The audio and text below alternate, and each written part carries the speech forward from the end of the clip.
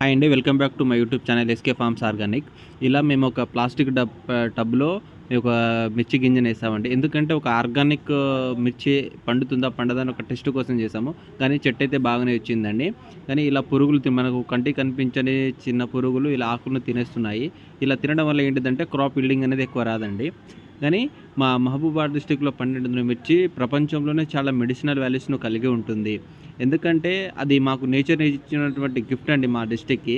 మా డిస్ట్రిక్ట్‌లో more than 85% మిర్చినే cultivate చేస్తారండి.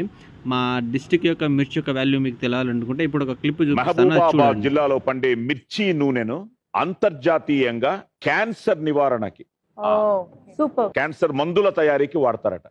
సూపర్. సో ఆ మిరప నుండి వచ్చే నూనె విన్నారు కదండీ!